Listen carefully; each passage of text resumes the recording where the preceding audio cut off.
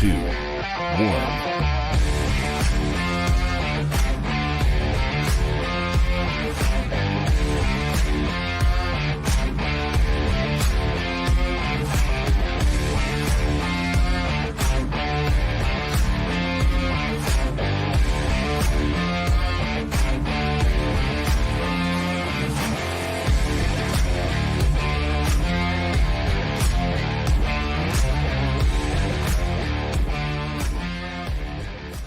What's up, everybody? Ian Walsh, Hard Money Banker, joined with one of my partners, Ryan Walsh.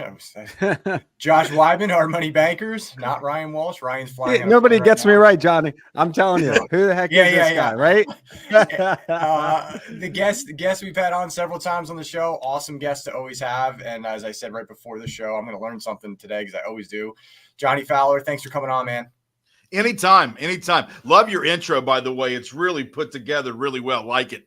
I know. I always feel like I need to be on like a rock stage, and then it's just like a letdown when I come into the show because I'm like, how do I like bring that energy into the show, right? But yeah, my brother put that together, and it's worked out. So, so anybody that doesn't know you, Johnny, so you actually your background in this business, in this entire mortgage business, you had a pretty strong hand in building one of the largest mortgage companies in the world back in the day, and you know, you've shifted over the years, but your level of like knowledge, awareness is just like super keen.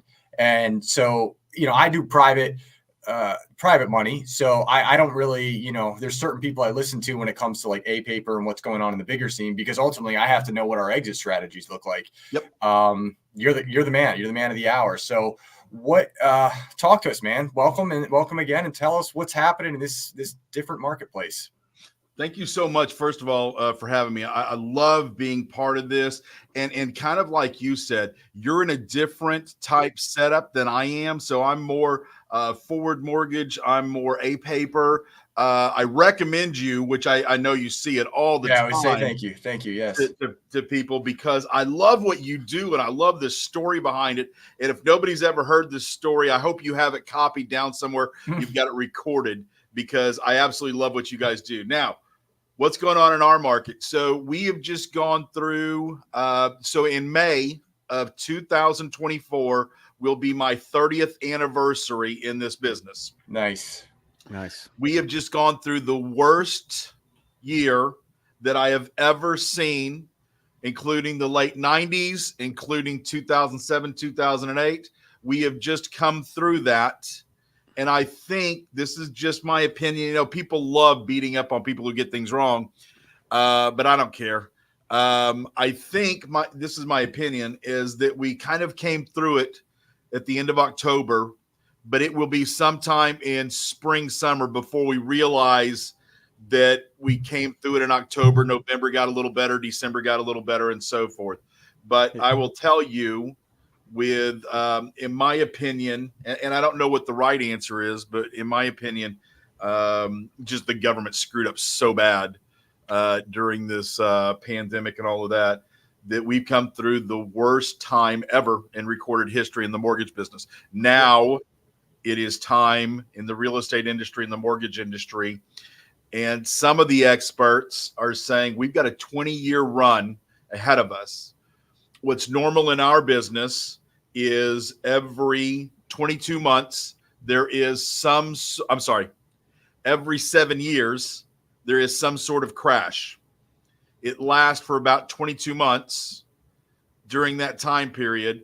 This one was kind of exacerbated because this one was supposed to happen. And if you guys will remember, the end of 2019, we were already starting to crash. The beginning of 2020, before this ever hit, we were starting to crash. The market was slowing down. Rates were starting to go up. We were getting okay with inventory, things like that. And then with the just ridiculous quantitative easing and what it did to rates, people kind of got used to it and we went crazy. But allegedly, we've got a 20-year run because, thank God, for the guys your age, Millennials and Z are the largest populations that have ever been on this big blue marble. You're waiting longer to buy, but when you buy, you're buying with intelligence. You're buying. You truly are the smartest generation, as far as I'm concerned. You know how to use tech. You're not afraid of tech, and there is so many of you out there. And that's one of the things I get a kick out of when people are teasing and making jokes about, the millennials and Z. But we have a massive real estate future because of you guys for the next 20 years. So you think we just saw the bottom? You think that was the bottom we just pulled out of? I think if you're looking at a clock that we hit 6:30, about, let's just say, for the record, I'm going to say the end of October. Wow.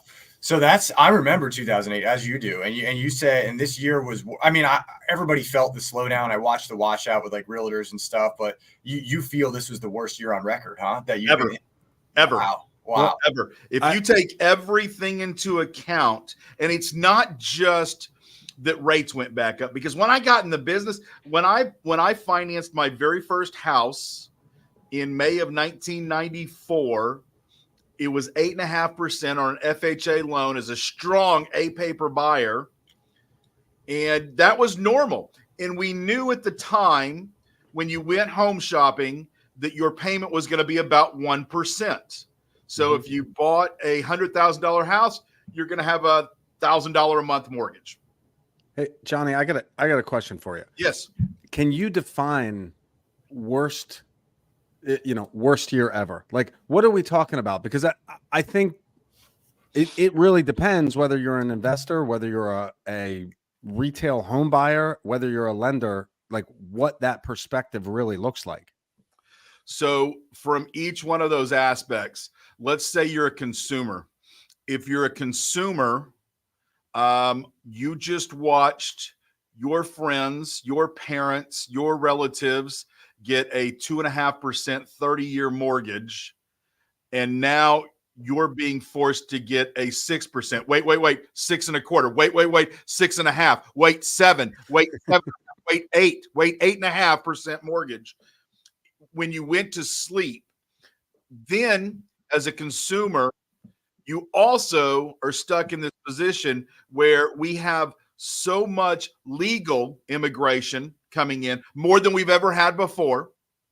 We have so many formations because your generation is forming homes, forming families, buying their own. Your generation, thank God, is investing. So what would happen is, and you guys saw the joke that the realtors would put up when people would say, we like this house, but we want to see something a little more expensive. And the real estate agent said, I can show you this house again tomorrow if that's what you want. And that was just the truth. So that's going on. Then all of a sudden, and remember, I'm going off of my side, the purchase money, the refinance a little bit, inventory. You've got the worst inventory crisis. Builders weren't building enough. They're still not building enough. I've heard 2 or 3 different stats. One of them said we're basically 2 million homes behind. One of them said we're 4 million homes behind. On if you put them on the ground right now, the market would stop for about 120 days and then it would start over again, kind of thing. So when I say worst, margin compression like crazy to try and run a business. Consumers so lost, confused, and angry about what they just, on Tuesday, you could get a 2.5. On Thursday, it was 8.5.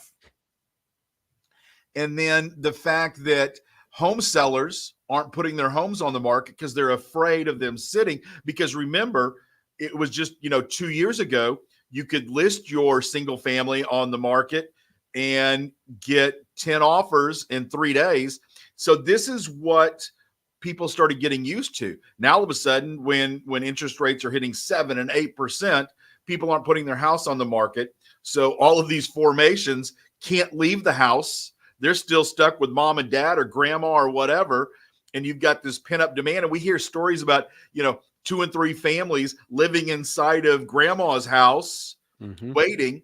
And then On top of that, the misinformation, so much bad misinformation. You've got drunk uncle at Thanksgiving saying we're in the biggest bubble that there's ever been, and home values are going to drop by 50% in the next 5 minutes. And, all of these crazy things that are just not possible for anybody who knows how to look at the market and look at how many formations and look at how much pent-up demand and how much inventory we have. And almost anywhere in the country, you're sitting at 30 days, 60 days inventory, which is not a healthy market. So that's kind of what I mean by when I say worst market ever. So, okay, so we got two places to go from here. We're either going to raise the rates or we're going to drop them. And then assuming we're not raising them at this point, I think they said they're dropping them this year. Are we going to flood the market? Or are people going to go with FOMO? I should sell ASAP. And you think, yeah, that's what you're feeling as well. What I think is going to happen is it's always, and I don't know when this is going to actually be aired, but it's kind of like planting a tree. The best time was 20 years ago. If not, today's the best time. If this is going to be aired before the end of March, I am begging your people, whether it be investors, whether it be first-time home buyers, whether it be move up, move down, whatever it is, to go buy a property today. Today. Get up off your ass, go buy a property today. Because after March, when we start hitting April, May, there's going to be a frenzy like a piranha farm, I think, that you've never seen before. Ooh, like the 2020? Like the 2020 frenzy? I think it'll be almost even worse, to tell you the truth, in a different way. Because we are so low on inventory. We're so pent up on demand. Do you guys remember when, especially in any of the larger cities, you guys are really close to Philadelphia? Yeah. Mm-hmm. Do you remember when the pandemic's going on and everybody is stuck inside of an 800 square foot condo, 31 stories in the air, with their loved one, and we can't go anywhere? We have to wear this freaking mask. I can't go to a restaurant, and I can't go to work, and I'm stuck here. And all of a sudden, the crime rate went through the freaking roof. And then all of a sudden, they said, it's over. You can take your mask off. And then everybody went and bought little mini ranches as far away from the freaking city as they could. Yeah, the exodus. Yep. Exactly. And decided they wanted to become farmers. They're going to grow their own food. They kind of got tired of this. So what's happened is builders are like, think about it. If you're a builder, regardless if you're a 200 home a year builder or a 2,000 home a year builder, what do? Do I build out in the wilderness and hope people come? Do I build on larger plots of land? Do I build in the suburbs where I have been building for all of these years? And they sat there and they didn't know what to do. And the developers slowed down and the builders slowed down. So now you've got all of those people that are tired and ready. Now all of a sudden interest rates are coming down. It was 8% the other day. Now it's 6.5%, 6.75%. And what the market says and what the people that I listen to, like Barry Habib, is the smartest human being in the world in the real estate industry, no ifs, ands, or buts. When you start listening to what they're saying, we are in such a pent-up demand that all of a sudden, when we get down to 5.5 this year, is what speculation's saying, we'll be in the 5s. And people will start, okay, let's go. It's not the 8s, let's go. Well, then there's such a massive demand. Well, now, since the demand is so high and the supply is still low, that I can easily put my $350,000 house on the market for $425 and get bidding wars again. Oh man, and I can't even fathom that happening right now. Like I couldn't even. I mean, you're right though. I mean, if we hit the 5s again, that number from where we are right now, I'm going. Yeah, I'm in. Like, that's a number that has some sex appeal to it, right? You're like, that's, and if I'm thinking that, you're thinking that, the whole world's thinking that. So you guys are some of the smartest guys in the country about knowing what's going on, because you not only know what's going on my side, but you know what's going on the wholesale side, on the the fix and flips and all of those things. So you can see it, and you can see it already. Even right now, my guys are saying, holy shit. Yesterday, I'm getting phone calls. If the phone keeps going for the rest of January like it was today, it's summertime all over again, 2020. Well, so I got something that I'm going to pile on with what you're saying here. I'm in the secondary market. I'm in Central PA, right? We got Lancaster, we've got Harrisburg, and a lot of smaller towns. During 2008, we had a drop of 3.74%, right? That when everybody else was burning, this area still has multiple offers on really nice houses. Yeah. I mean, like there's people waiting out the door bidding on these places, and there might not be 20, but there's 3. So I think, if what you're saying comes to fruition, it's going to be a nightmare in some of these secondary markets where people fled from bigger cities and like they've got a life, in these places. And I mean, I've seen prices go up since I moved out here 4 years ago of, I don't know, 150%. Oh yeah. We're talking 10 years of appreciation overnight. So my only pushback, I guess, is that, I mean, a lot of these job numbers, a lot of these numbers that are coming out, they don't jive with lowering interest rates. And I know we're in an election year, and things have to look rosy on that front. But I think there may be some pushback on some of these interest rate drops. So if you look at all of the Fed governors, the ones that are hawks, the ones that are doves, the ones that are loudmouths, we've got a greater majority, and I think it was 9 of them that have said we're going to have at least 3 of them this year, 3 rate drops. There's obviously a couple of them that are crazy that say, you people haven't suffered enough yet, kind of thing. Yeah. But I do believe it will happen. I do think that there's things that are going to happen, and there's things that I'm afraid of also. I'm afraid that right now we are training people to be renters for the rest of their life. So you've got so many guys that are social media gurus that you see them putting out information like crazy.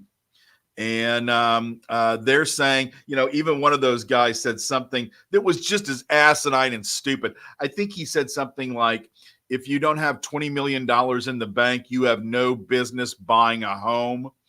When you look at the richest people in this country, the top 5% have like a $2 million net worth, not in the bank. So, but those people also own a ton of doors, So I think that we are training people to become renters.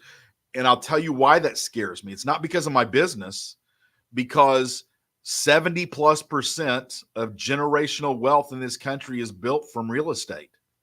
It is built from your parents that bought that 4,000 square foot house for $150,000. And when they get to the point to where they can retire, or maybe they already have retired, they can sell that house and it's now worth $750,000. And now they've got money to live on as opposed to being destitute and hoping and praying for Social Security. And I know that that's not you guys exactly, but that's kind of the picture of the country.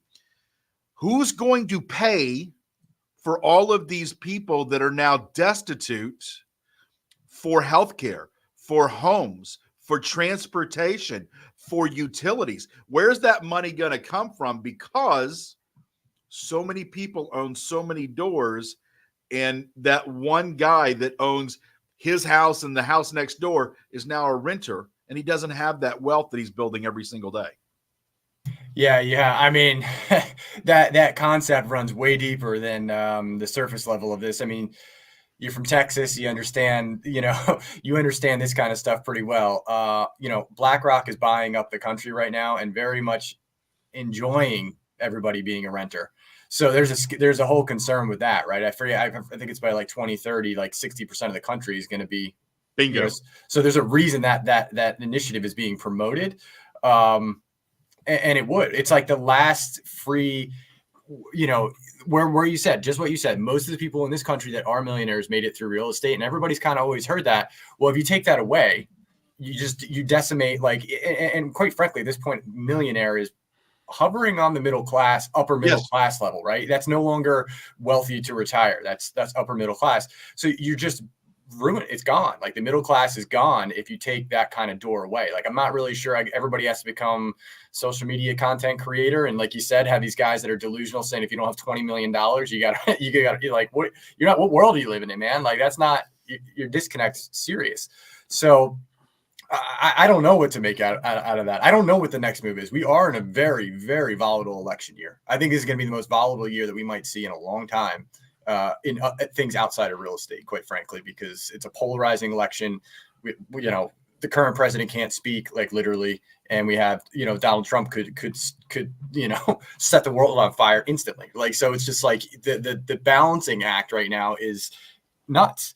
But from a real estate perspective, I mean, you know what? Sure, bring the fire in March. I love it. Bring the fire in March, right? Like, fine with me. I think March, April is when people are going to start realizing it. So March and April is when we're going to talk about February. May is when we're going to talk about March and April and so forth. And to go back and just give my perspective on Josh's question. Josh had a question about not sure about having, you know, the rates come down or what the Fed's going to do, things like that.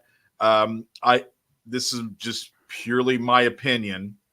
The party that's in charge right now that has screwed up this economy so bad is not going to go to the polls with rates in the 7s and 8s. Yeah, that's a good point. It's not going. And even though people will say, oh, well, they have no say in it, and the president has no say in what the Fed does and all of that, that's a complete bullshit story.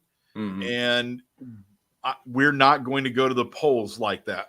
No, you can't, because I mean, you lose, right? You go. It's an easy win for the other side if they go, "Hey, we're at 10% interest. The stock market's crashing." You don't even have to campaign. You just go, "You can't have this guy." So they know they have, at a baseline level, you have to keep it there to maneuver the vote. So that's a good point. You're fighting against the lowest competency rating of any sitting president ever when it comes to how the nation feels about the job. Right. And you're going to have, there's going to be, I can hardly wait, because, man, it's going to look like a freaking, you know, a reality TV freak show coming up, I think. Well, and I got a pile on to what you're saying. Those interest rates come down, there's going to be a lot more money in the economy. Yep. A lot more money in the economy means a lot more appreciation and inflation, all that kind of stuff. Where's the best place to be? Holding assets, right? If there's more money, you got to be holding assets. Otherwise, you're washed out. It's not buying jet skis, I'll tell you that. Oh, nice. Brought it right back. That's that right. was good. That was perfect. It's like I watched a buddy of mine do a podcast video the other day, and he was talking about the people who speculated on cars and used cars and all of that, and now the fact that they're dropping like 30% value a month right now. Wow. It's telltale. But the thing about real estate, and we just don't have enough. No matter what, you think about how many people are coming to this country and how many people are moving. You know, it's just insane how far behind we are. If your generation and the generation behind you decided tomorrow, you know what? And I wish somebody would help them with this. I wish somebody would teach them this, because these are things like we all learned, whether we did it or not, it's a different story, but we all learned that if you were 18 years old and you put $2,000 in the market today, and you put $2,000 a year in, when you got to be retirement age, you would be a multi-freaking millionaire because of this miracle called compound interest. Mm-hmm. I wish we could get a better message out to the millennials and the Zers, to get them into real estate, because my generation, the average age of a first-time home buyer was 25. Now the average age of a first-time home buyer is 33. If I would have missed out on buying property starting at 24, if I would have missed out and not done that, I would have lost out on $250,000 in equity but I still got to pay rent no matter what, Right. I would have missed out on $250,000 in that time period. And I think we need to do a better job of getting people, especially with the systems that you guys have. I am perfectly fine. And this is something that I've thought about forever about you guys. And I don't know your underwriting guidelines and all of those things, but here's what I do know. I do know that you guys are smart. I do know that you guys are, if it makes sense, let's do it. So here's a scenario for you. You've got a 32-year-old kid living at home with mom and dad. Mom still washes his clothes. They still cook his food, all of those things. But he's got $50,000 sitting in the bank because he doesn't have any bills, and he's smart with his money. Now, if that kid wanted to buy an investment property and flip it and had $50,000 to invest into a $150,000, $200,000 house, you guys are going to work with him or at least direct him to put that money out there, and let's buy our first property and have it for a rental property. Let's buy our first property and flip it, whatever that may be. But let's just get into the freaking market and stop sitting on the sidelines. Yeah, I mean, I'm sure we've actually done deals like that. Actually, I mean, I don't know where along the way, but I'm sure we've done deals like that. If the asset's strong and you got some cash, I don't care where you're living. You can live in a sewer, doesn't. But the interesting point you made about that 8-year gap from 25 to 33. The way I look at compound interest when I'm looking at my own money or what have you, every 6 or 7 years, based on the rate of return that I kind of look at, you double your money. So Rule of 72. Yeah. So, doubling your money is a big deal. It's a big deal when you do that a few times over the course of your life. So, 18 is the ideal age to get in, because if you're 18 to 25, that's a huge jump to then go from 25 to 30, 35 to 40. So, every 7 years you wait, that's not doubling your money. And so you're playing with house money after 7 years. Yep. And it's a nice, it's nice and it moves. Anybody that's been around compound interest for a period of time, you'll be shocked at how fast that account grows if you just stay consistent with contributions to it. So I agree with you. 25 to 35, even if it's not in the a paper mortgage that you're buying, and you can buy an investment property, like buy the investment property, put the money to use. If you put it in cash, you're going to kick yourself. Like you said, you missed out on $250,000 in equities, if you were eight years later. So I agree with you on that for sure. Awesome, man. I actually love this specific show, because we have this was like a good crystal ball. Usually I get people that are kind of like, maybe I'll throw something out there. Giants like March, send it in March, pack it up, send it. So before we go, I got a question. Yeah. I know we're going long, Ian. I'm sorry, but no, that's cool. Right. You said a 20-year run. You're telling me that we're going to be sitting on this run for another till 2044. That's what, when you look at the chief economist, that's when you look at any of the prognosticators, any of those guys from NAR, from MBA, that's what they're saying, and they're able to prove it statistically very easily. If you asked me to put money on it, I would not put money on a 20-year run, because you cannot guess what's going to happen in the next 20 years, because theoretically in the next 20 years, we're going to have 5 presidents. Right. Theoretically, may not happen, but you're going to have countries going to war. We can't guess, but going off of the stats, how many homes we have on the ground, how many builders we have, how much money, how many formations, and how much legal immigration we have coming in, 20-year run makes all the sense in the world when you look at the stats. Reality, different story. Well, so I got to follow up on that. One of the biggest challenges right now for new construction is that the cost of construction is so high.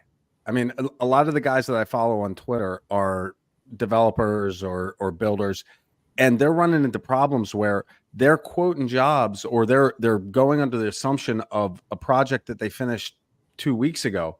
And now they're getting bids from these same contractors, and their prices are 15, 20, 30% higher.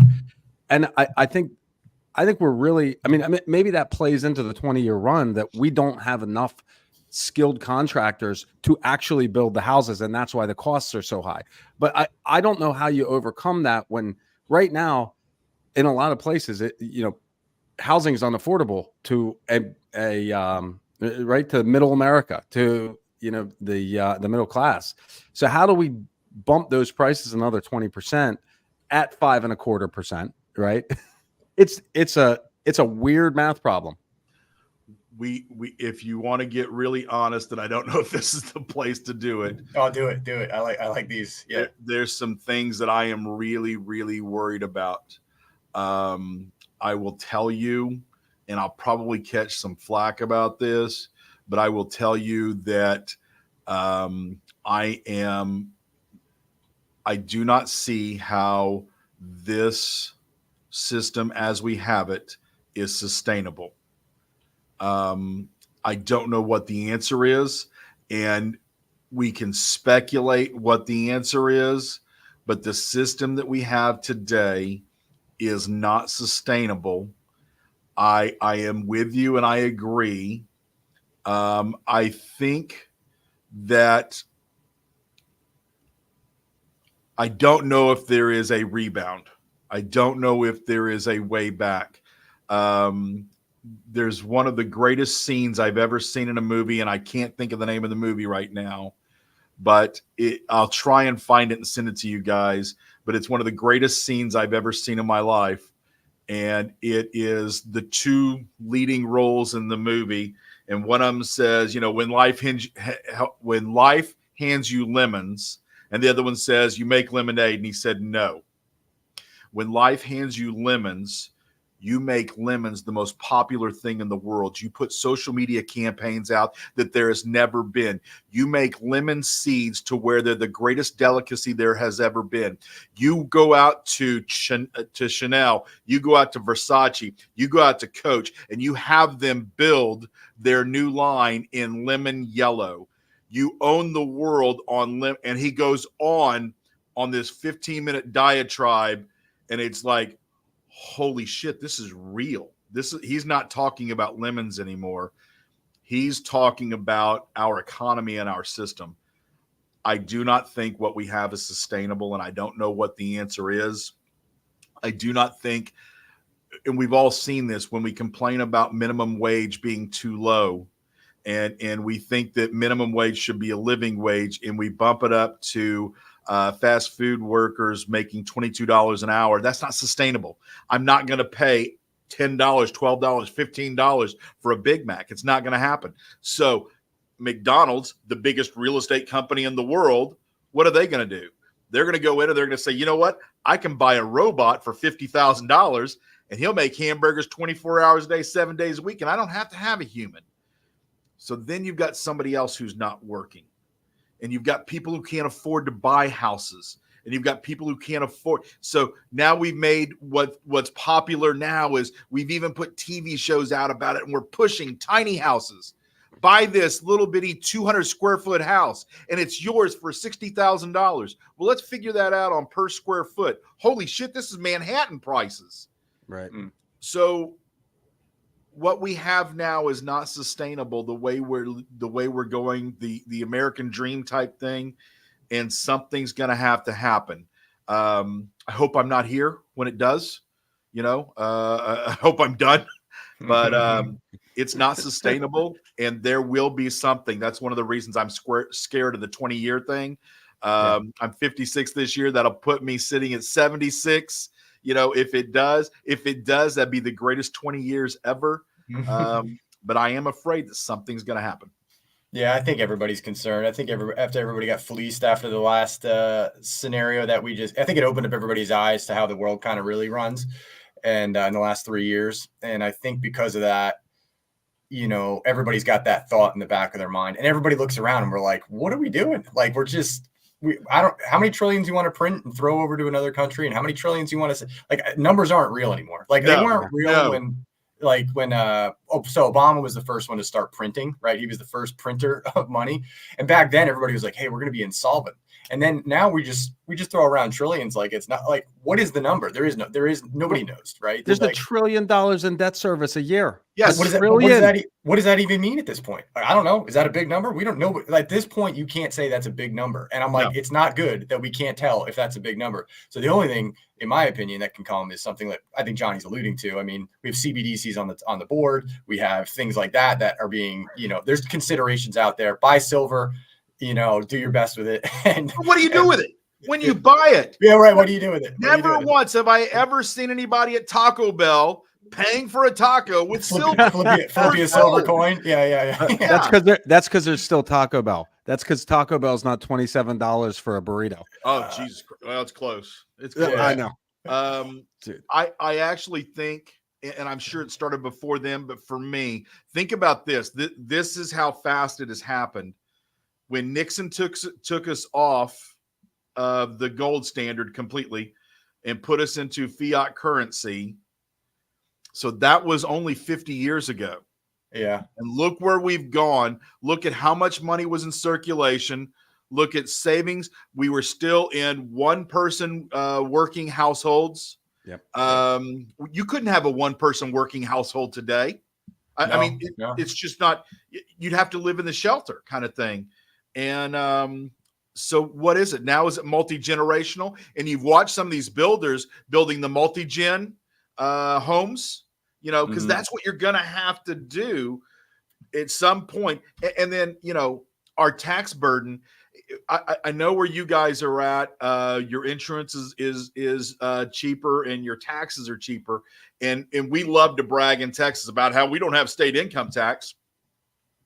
But I will tell you this, on the average home, where I live in Houston, Texas, Harris County, property taxes are probably about $8,000, $9,000 a year on the average home. Wow. What's the price point? I'm sorry?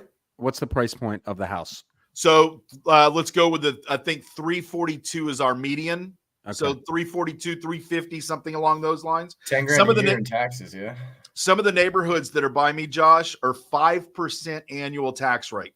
Wow. 5%. Wow. You buy a $500,000 house, you owe a minimum of $25,000 a year for the rest of your freaking life. Our insurance premiums are 1 to 1.5% of home value. And now the insurance companies, there is no shopping around necessarily anymore because they've all formed this, alliance kind of deal. So you have there you go. Perfect one. $350,000 house. Your insurance bill is now $5,000 a year. So you have to pay $1,500, $2,000 a month for the rest of your life minimum with a paid off house. Yeah. With a paid off house. And then we pay 8.25% at the register. So when I go buy, groceries or whatever, I pay 8.25%. They even tax labor now and all of those things. We're being taxed to death. And I think that there are a tremendous amount of people that have just said, I'm not doing it anymore. And they've dropped out of the market. That is interesting. I was really hoping Texas was going to save us, but I don't think it's happening. I think so. We're great. We're great at selling. Yeah. We're great at selling Elon Musk and saying, if you move your business here and you put your business here in South Texas, you'll pay no corporate income tax. You'll pay no franchise tax. We'll waive your taxes for 10 or 20 years. We are great at that. Right. The problem is when you waive all that money for all those people that are coming in that have to drive on roads and use our grid and things like that, then you have to tax that poor guy who's making $50,000 a year. You got to tax the fuck out of him. Yeah. Somebody's paying for that. There you go. It's the Walmart effect. Yeah. The Walmart. Yeah. Interesting. All right. Well, let's get this thing rolling in March because it's going to be. I really now. I'll be honest. I'd love to have this fire and fury. I agree with you that something's coming down the pipeline that we all don't see, but we all know is there. We just can't put our finger on it, and it's going to be an interesting year. So, Johnny, how do people? What can we do for you? Where are you guys selling paper now? Are you guys nationwide or no? Nationwide, 50 states. any loan officer that's out there, I'd love to have them as long as they're purchase money. Any branch manager, any companies. We absorb so many companies because, again, back to Joshua's point, the cost of overhead is so exorbitant.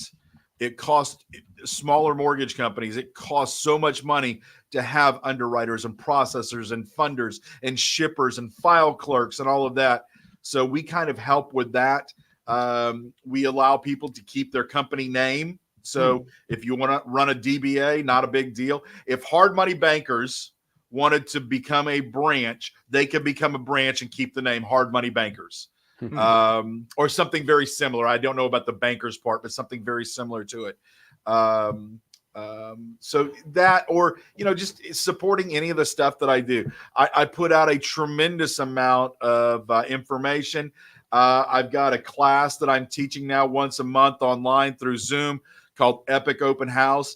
My wife's a realtor. I think Ian knows that. And we have come up with a system over the past 4 or 5 years. The worst open house we've ever done was 36 people through in a 2-hour period. The best we've ever done is 104 people through in a 2-hour period. We just got another listing off of the last Epic open house that we had.